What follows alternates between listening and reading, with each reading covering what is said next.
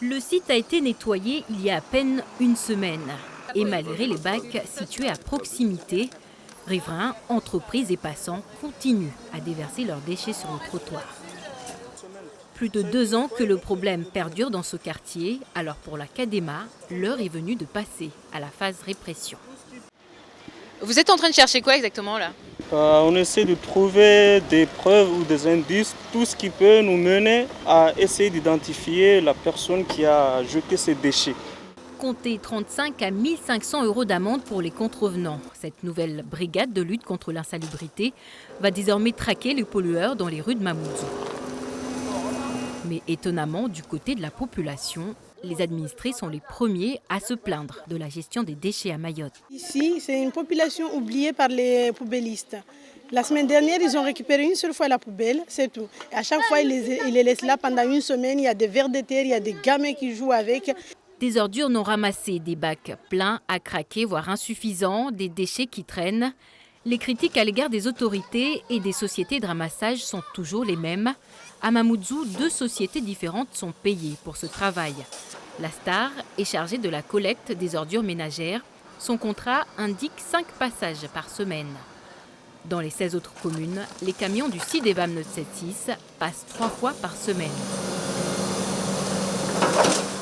Alors pourquoi une grande partie de nos poubelles finissent-elles dans la nature?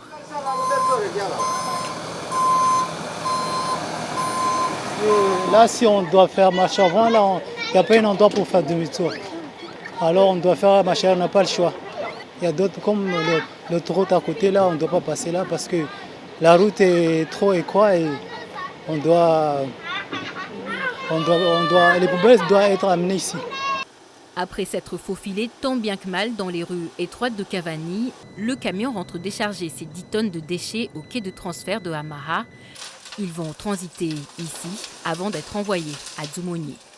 Pour protéger les agents des maladies comme la leptospirose, seuls les détritus mis dans des bacs ou des sacs ont été collectés aujourd'hui.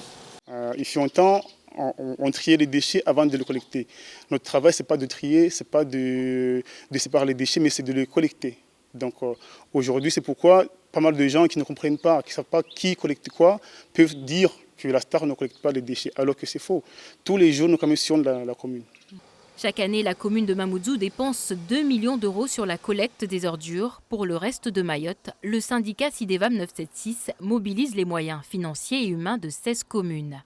Mais en dépit des progrès réalisés, des problèmes matériels viennent souvent perturber le service.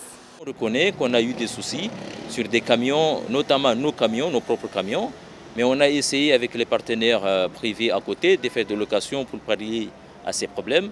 Mais même ces camions de location sont tombés aussi en panne récemment. Même si on en met 10 rotations, si à chaque fois on tourne le dos, on rejette derrière, on n'y arrivera pas. Donc moi je fais un appel à toute la population de Mayotte.